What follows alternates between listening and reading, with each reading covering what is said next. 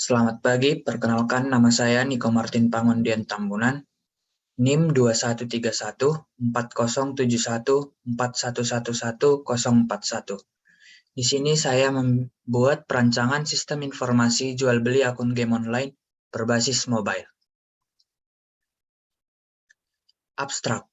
Bisnis jual beli akun game online merupakan salah satu bisnis yang sedang populer atau diminati di kalangan para remaja. Karena dengan adanya bisnis tersebut, para remaja bisa mendapatkan uang jajan tambahan dan dapat mematahkan perkataan orang-orang yang menyebut game online tidak berguna dan salah satu hal pemborosan. Akan tetapi, adanya persaingan antar seller yang begitu ketat sehingga membuat seller tertentu sepi pembeli. Perancangan aplikasi jual beli akun online game berbasis mobile adalah solusi untuk masalah ini. Perancangan aplikasi ini dibuat menggunakan prototipe Figma dan database MySQL. Dengan adanya inovasi aplikasi jual beli akun game online berbasis mobile tersebut, penipuan akan semakin minim dikarenakan adanya perantara dari pihak aplikasi tersebut. Pendahuluan.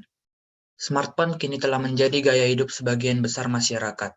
Perlahan, smartphone menggantikan fungsi komputer atau desktop untuk melakukan kegiatan sehari-hari termasuk kegiatan bisnis.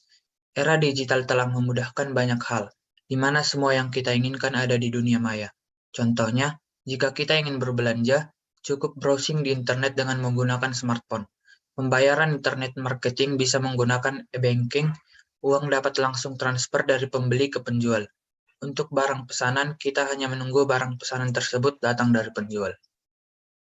Perkembangan teknologi internet mempengaruhi pertumbuhan perekonomian di Indonesia. Hal ini terjadi karena meningkatnya jumlah pengguna yang memanfaatkan internet untuk melakukan bisnis online. Penggunaan internet untuk bisnis sudah dianggap sebagai suatu hal yang penting. Fenomena ini ditandai dengan banyaknya jumlah pengusaha yang menggunakan e-commerce dalam usahanya. Untuk itu, penerapan teknologi e-commerce di perusahaan merupakan penunjang keberhasilan suatu produk dari sebuah perusahaan. Berdasarkan perkembangan teknologi internet yang sangat pesat, kita dapat memanfaatkan suatu layanan secara online yang berupa e-commerce. Selama ini, sistem penjualan yang digunakan oleh perusahaan bersifat tertulis dan manual. Adanya layanan jasa berupa e-commerce yang dapat secara cepat dinikmati oleh pelanggan maupun perusahaan sehingga perusahaan tersebut akan mampu memberikan pelayanan yang terbaik dan cepat bagi para pelanggan. E-commerce singkatan dari Electronic Commerce yang artinya sistem pemasaran dengan media elektronik. E-commerce atau electronic commerce adalah proses pembelian, penjualan, atau pertukaran produk, jasa, dan informasi melalui jaringan komputer. E-commerce merupakan bagian dari e-bisnis, di mana cakupan e-bisnis lebih luas, tidak hanya sekedar perniagaan, tetapi mencakup juga pengkolaborasian mitra bisnis, pelayan nasabah, lowongan pekerjaan, dan lain-lain. Selain teknologi jaringan www, e-commerce juga memerlukan teknologi basis data atau pangkalan data atau database, e-surat atau surat elektronik atau email, dan bentuk teknologi non-komputer yang lain seperti halnya sistem pengiriman barang dan alat pembayaran untuk e-commerce. Metode penelitian. Metode yang digunakan merupakan metode waterfall karena metode ini harus melalui tahap demi tahap dan berjalan secara berurutan. Metode waterfall merupakan salah satu metode yang didasari oleh konsep SDLC atau System Development Life Cycle, yang biasa digunakan para penganalisa pada umumnya. Pokok dari metode waterfall adalah pengerjaannya dari sistem dilakukan secara beruntun atau secara linear. Selanjutnya, setiap tahap harus diselesaikan terlebih dahulu sebelum ke tahap berikutnya untuk menghindari terjadinya tahap pengulangan. Secara umum, metode waterfall memiliki 4 tahapan yang berbeda seperti pada gambar 1, antara lain analisa kebutuhan, perancangan, implementasi, dan pengujian. Perencanaan masukan atau input. Pembentukan sistem informasi memerlukan macam-macam data yang akan digunakan dalam perancangan data tersebut, diantaranya 1. Data pelanggan, input nama, telepon, dan email. Data pelanggan tersebut akan tersimpan ke dalam database. 2. Data admin, input data admin, input data barang, input data jenis, input data pengiriman, input data pembayaran. Data admin tersebut akan tersimpan ke dalam database. Yang ketiga yaitu user, input admin. Perencanaan keluaran atau output. 1. Admin. Melihat info laporan data pelanggan, laporan data pembayaran, laporan data pemesanan. 2. Pelanggan. Melihat info produk yang akan dipesan. Ketika pengguna mengakses aplikasi jual beli akun game online ini, pengguna akan melakukan input untuk login atau pendaftaran maupun ketika bertransaksi. Ketika bertransaksi, jika pengguna akan melakukan pembelian akun atau melakukan penitipan untuk penjualan akun, maka pengguna akan diarahkan pada tampilan pembelian atau penitipan akun. Setelah memilih akun yang ingin dibeli, maka pengguna akan melakukan transaksi yang ditujukan pada halaman menu transfer. Sehingga setelah melakukan transfer, maka pengguna akan mendapatkan data akun game tersebut. Perancangan database.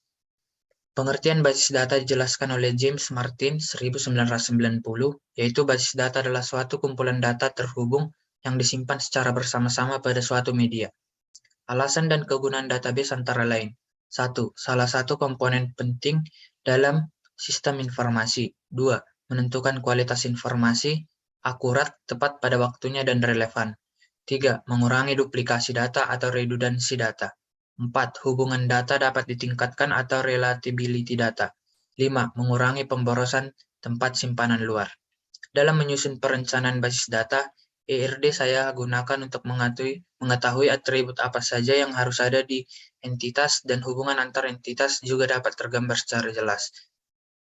Berikut gambar ERD.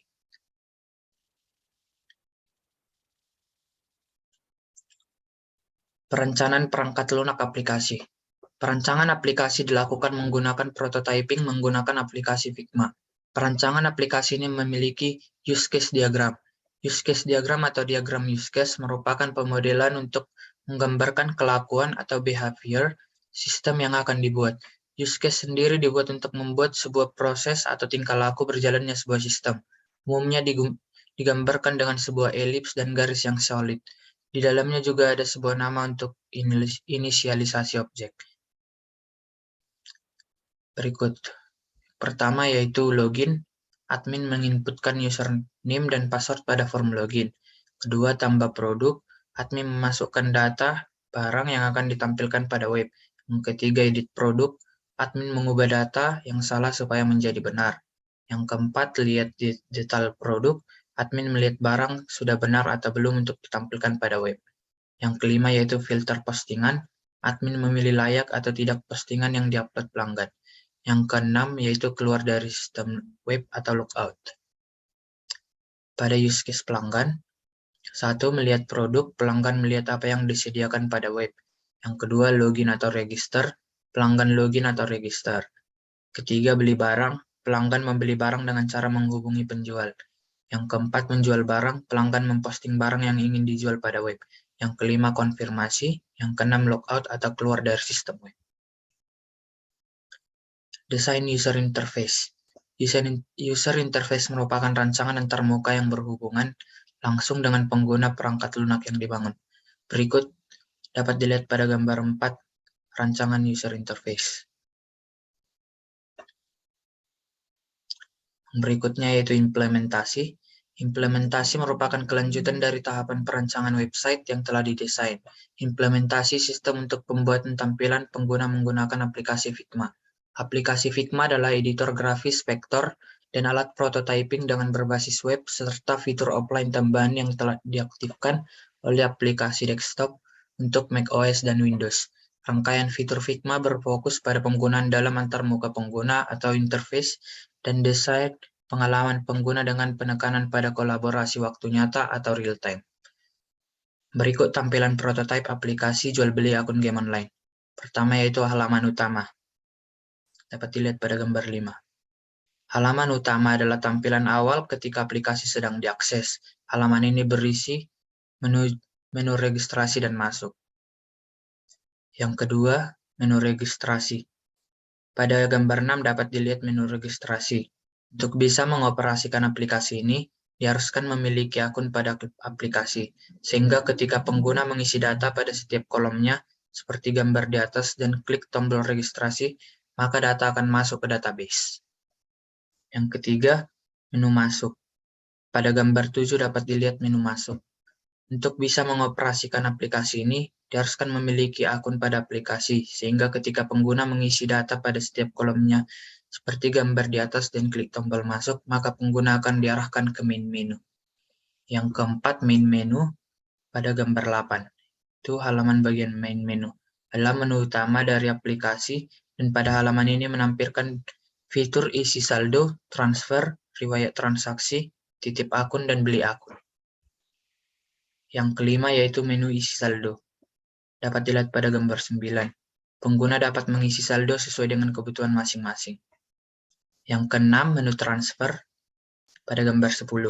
Pengguna dapat mengakses menu transfer untuk melakukan pembayaran terhadap pembelian akun maupun pencairan dana. Yang ketujuh, menu riwayat transaksi. Dapat dilihat pada gambar 11. Pengguna dapat melihat riwayat transaksi yang telah dilakukan. Yang kedelapan yaitu menu titip akun. Dapat dilihat pada gambar 12. Pengguna dapat melakukan titip akun di aplikasi dengan memenuhi semua persyaratan yang ada. Yang kesembilan yaitu menu beli akun. Dapat dilihat pada gambar 13. Pengguna dapat mengakses menu beli akun dengan cara memilih akun game yang diinginkan. Kesimpulan, dengan adanya perancangan sistem informasi yang dibuat untuk jual beli akun game online, dimaksudkan untuk 1. Membantu kelancaran, kemudahan, efisien mekanisme kerja untuk pengelolaan data stok akun sehingga informasi dapat diperoleh dengan cepat. 2. Dapat menjadi inovasi yang baru dalam dunia game. 3. Peminimalisasian penipuan terhadap penjualan online yang sedang marak. Berikut daftar pustaka yang saya gunakan. Sekian hasil presentasi saya. Jika ada kesalahan, mohon dimaafkan. Terima kasih.